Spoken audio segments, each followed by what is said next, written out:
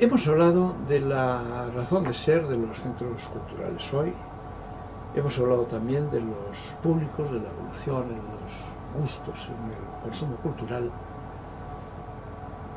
hemos hablado también de la forma de presentar las propuestas artísticas, en qué medida también la tecnología influye decisivamente en esa presentación de los espectáculos, y también del contexto social, la comunidad, que de alguna manera los justifica y los dota de la vitalidad necesaria.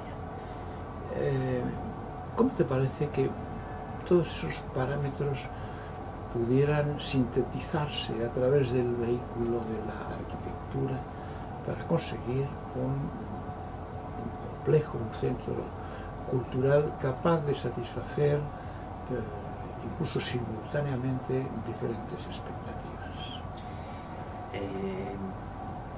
Si te parece, vamos a hacer un ejercicio como dices, hemos visto públicos, hemos visto formas de presentar las artes, hemos visto el impacto que pueden tener las empresas, asociaciones, fundaciones privadas en el modelo de negocio, digamos, en la sostenibilidad de estas iniciativas.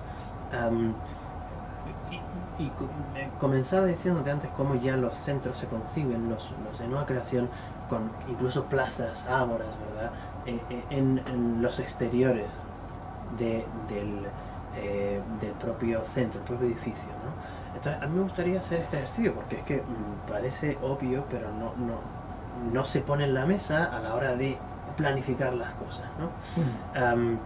Pues me parece que deben entrar en el debate las funcionalidades de las fachadas, funcionalidad de las fachadas, cómo comunica, cómo es un centro de un polo de atracción y un polo de proyección, digamos, del carácter vibrante de lo que allí se maneja y sucede, como por ejemplo en el New World Center de Miami, este edificio maravilloso inaugurado no hace tanto por Frank Gehry, han patentado una tecnología que se llama Wallcast, en donde miles y miles de personas que probablemente no han tenido una relación anterior con el centro disfrutan en el exterior de lo que está ocurriendo dentro.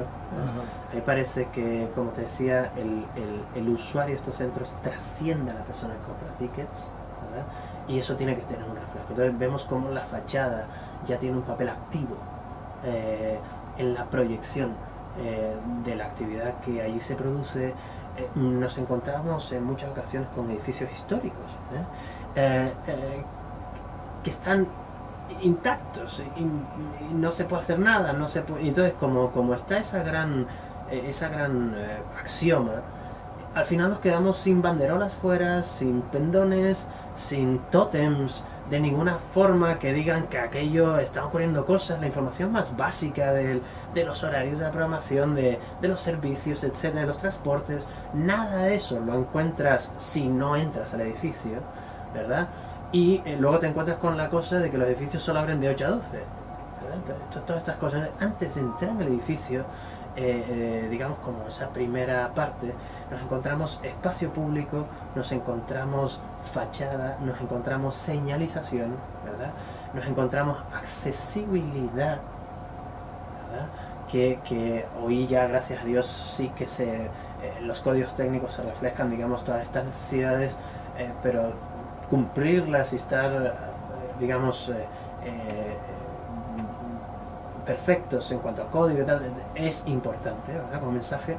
Y luego ya la iluminación tiene que ser invitadora, tiene que ser cálida, tiene que realzar las cosas realmente más bellas, etc. Las terrazas que están fuera. Hay un caso muy singular que se produjo con la renovación del South Bank Center en 2003, si no recuerdo mal. Celebraban no sé cuántos años de la instauración de ese espacio que se creó tras la Segunda Guerra Mundial para hacer de las artes el elemento de cohesión de una Europa destruida. Fijaros cómo en aquel momento las artes y la cultura fue la gran apuesta para, digamos, conciliar a un pueblo sin esperanza, un pueblo sin capacidad crítica, etcétera. Entonces, lo que hicieron fue, no sé si sabéis que el South Bank Center, donde se ubica el National Theatre británico, entre otros compañías de gran calado, lo que hicieron fue, se ubica en el río Támesis, ¿va? Y entonces lo que hicieron fue hacer una banda comercial pegada al paseo marítimo, al paseo del río, ¿verdad? Donde sacaron del vestíbulo las tiendas, los restaurantes, los espacios de merchandising, y eso les generó como tráfico. O sea, las galerías de arte, todo eso lo pusieron en una banda, digamos, que generaba tráfico. Y fíjate qué inteligente fue aquella decisión, que cuando se propusieron, oye, ¿cómo cobrarles a esta gente mientras estamos, es decir, ¿cómo poner en explotación esos espacios mientras estamos reconstruyendo el espacio principal escénico y tal, que lo tenían que tener cerrado? Los dejaron gratis durante un año, estar allí, 1 año y medio, cerca de 2, mientras finalizaban la parte principal. Los dejaron gratis en vez de cobrarle enormes cantidades por estar ahí, etc. Ellos mismos acreditaron las librerías que habían allí, los restaurantes que habían, las galerías, etc. Acreditaron esa zona de paso, ¿verdad? Y luego, al cabo de 2 años, cuando ya estaba terminado el negocio principal, digamos, la estructura principal, ya tenían criterios sobre la cantidad de gente que pasaba, la capacidad de generar ingresos que aquella banda procuraba, etc. Y entonces fue una relación buenísima, ¿no? Solo para decir, como antes de entrar al edificio hay que pensar en innumerables cosas, ¿no? Luego nos quedaría la parte de una vez pasas ese umbral, todo. Yo llego, recuerdo, qué dudas se me plantean nada más estar ahí, en términos de información. ¿Dónde está el punto de información? ¿Dónde están las taquillas? ¿Dónde están los espacios de circulación? ¿Qué es un espacio privativo? ¿Qué es no un espacio privativo? Los accesos. Todo eso, que no hay que señalizarlo con tipografías inmensas. La propia iluminación, el uso del color en las finalizaciones del moquetado, de las paredes, etc. Todo eso orienta a las personas en recorridos, digamos, naturales, ¿verdad? Y hay que pensar en todo. Lo que no podemos tener es el mismo número de baños para señoras que para caballeros.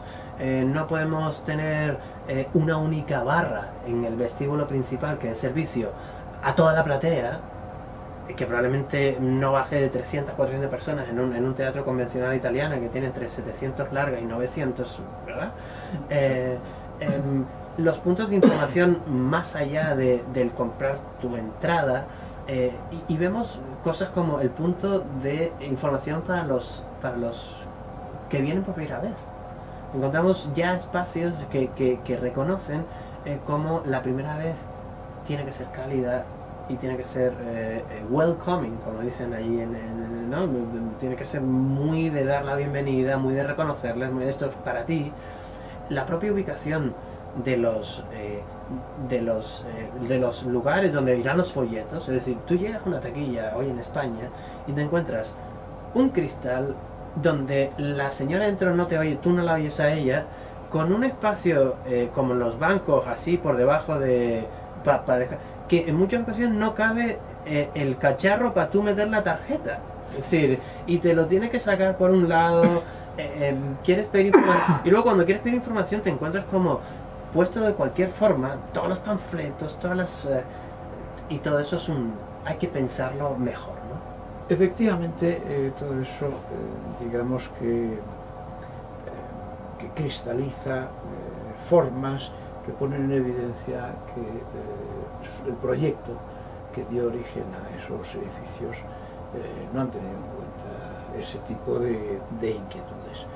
Razón que refuerza esa apuesta que nosotros hemos hecho siempre por enfatizar la importancia de la multidisciplinariedad de este emprendimiento y la ineludible necesidad de que en la elaboración primero de la idea estén presentes muchos agentes que vengan a justificar de una manera racional y científica la razón de ser de ese centro cultural, cuál va a ser su destino humano principal, condicionante por tanto de una programación, en qué medida puede ese edificio, ese centro cultural, estar asistido de suficientes elementos como para pensar en una programación que vaya más allá de la distancia natural y que puedan tener una capacidad de atracción, diría pues incluso casi internacional. Y realmente encontrar en ese trabajo multidisciplinar un resultado mucho más acorde con la realidad que los demás. Yo seguiría preguntándote cuál puede ser en orden a la sostenibilidad de todos esos espacios más allá de la polivalencia, es decir, cómo puede sostenerse económicamente, es decir, con qué planes de negocio, con qué enfoques puede sostenerse un emprendimiento de estas características. La gente tiene unas esperanzas puestas por ejemplo, la ley de mecenazgo que está ahora mismo en debate gubernamental, Consejo de Ministros y pronto tenemos que también parlamentario. Cuando realmente las aportaciones por sponsor en los países más avanzados son inmensamente inferiores que las aportaciones de los individuales, de los individuos. Y hoy estamos pensando en los sponsors como los derechos de nombre para obtener ingresos, digamos, permanentes, para que te patrocinen pues una producción terminada, etcétera, etcétera. La sostenibilidad pasa, en mi opinión muy personal, por la escucha permanente. O sea, por la apuesta por, digamos, ordenar unos mecanismos de escucha permanente. De tal forma que esa flexibilidad lo sea verdaderamente. Es decir, que si probamos un producto, un servicio, un recorrido, etcétera, y no funciona, pues tengamos esa cintura, esa visión, esa actitud prácticamente de ir mejorando de forma continua. Antes lo teníamos muy fácil, como decía antes, y hoy, ¿no? A ti te transaccionan de la calle a la butaca y de la butaca a la calle con 5 minutos para ir al baño, ¿me entiendes? Y poco más. El modelo de negocio ese es sencillísimo. Un montón de dinero público y ya está. Claro, ¿en qué medida responde eso a la misión? ¿En qué medida realmente favorece el acceso y la participación en la vida cultural? Cuando la cosa se complejiza, y además creo que positivamente, porque hablabas de la simultaneidad y decías que incluso la simultaneidad, incluso no, cada noche en el patio de butacas hay 1000 personas, 500, 300, da igual, que tienen una forma de entender distinta lo que están viendo, que tienen una preparación previa diferente. Algunos no necesitan contextualización de lo que van a ver, otros sí. ¿Cómo da respuesta el proyecto arquitectónico a esas necesidades?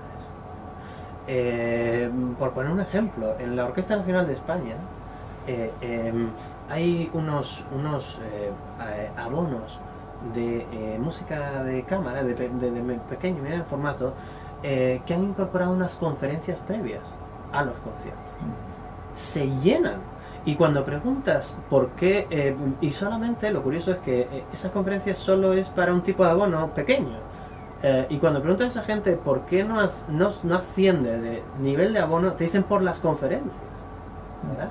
Entonces, no digo que están actuando como una forma de fidelización del público. Es que un valor añadido a la mera escucha de la yo no sé cuántas veces en tu caso tienes posibilidad de salir con tu mujer para disfrutar, digamos, de un evento artístico o cultural. En mi caso, con el tiempo limitadísimo, con niños pequeños, cada vez que salgo quiero, digamos, emociones más fuertes, más intensas, más profundas, es decir, en todos los sentidos. Y ya que salgo, digamos, me organizo, si hay algún punto en la interpretación de lo que voy a ver, etc., como ha ocurrido de forma más rudimentaria con los programas de mano o con la inclusión de los subtítulos en la ópera, que, digamos, te permiten en tiempo real interpretar de forma más enriquecida lo que estás viendo si no entiendes lo que dice, digamos, el cantante o la cantante, ¿no? Entonces sí que me parece que es algo importante. Bueno, yo no sé si estamos ya en el tiempo límite para hacer de este primer vídeo un escenario digerible, y prudentemente procede a interrumpir para retomar esta conversación en otra nueva ocasión, donde podemos tratar con algo más de detalle todos los aspectos de interés que giran en torno a los centros culturales. Muchas gracias, Raúl. Gracias a ti. Buenas tardes, y a ustedes esperamos que les haya podido interesar.